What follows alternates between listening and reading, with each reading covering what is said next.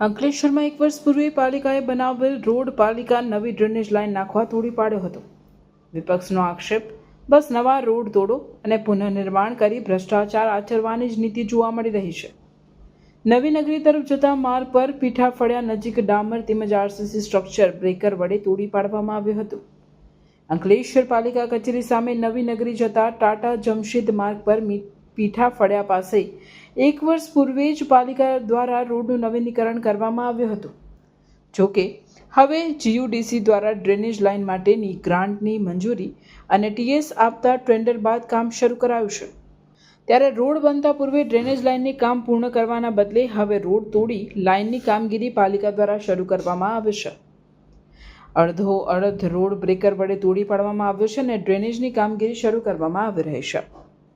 આ કામગીરીને લઈ વિપક્ષના સભ્ય જહાંગીર પઠાણે સવાલ ઉઠાવ્યો હતો.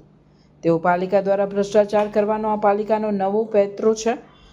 1 વર્ષ પૂર્વે રોડનું નવીનીકરણ કરવામાં આવ્યું હતું, તેને હવે તોડી પાડવામાં આવી રહ્યો છે. પાલિકા દ્વારા લાખો રૂપિયાના ખર્ચે નિર્માણ પામેલ રોડ તોડીને પાલિકાની તિજોરીને આર્થિક નુકસાન તો પહોંચાડ્યું જ છે, પણ સાથે સાથે હવે રોડના પુનઃનિર્માણ માટે પુનઃ લાખો રૂપિયાની ગ્રાન્ટ ફાળવવાની ભ્રષ્ટાચારના બીજ રોપવામાં આવી રહ્યું હોવાનું જહાંગીર પઠાણે જણાવ્યું હતું.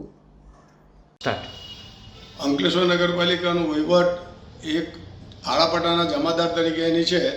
સાંધાની સૂદની અને કેબિનમેનની નોકરી, આવો કાર્યક્રમ અંકલેશ્વર નગરપાલિકામાં ચાલી રહ્યું છે. હાલની અંદરમાં પિરામણ નાકાથી નવી નગરી સુધીનો રોડ ગયા વર્ષની અંદર બાંધવામાં આવ્યો અને ફરીથી ખોદવાનું કામ ચાલુ થઈ ગયું. ખોદ્યું તો મેં એમને પ્રશ્ન કરી એન્જિનિયરને કે ભાઈ આ તમે ગઈ વર્ષમાં રોડ બનાવ્યો, પાછું કેમ ખોદી રહ્યા છો? તે કે જીયુડીસીની તરફથી મને જે ડ્રેનેજ લાઇન નાખવાની હતી તે નાખવાનું ચાલુ કરીએ છીએ. તો એટલો મતલબ એવો જ છે કે તમારે રોડ બનાવવાના, તોડવાના અને ભ્રષ્ટાચારની નીતિ અપનાવવાની.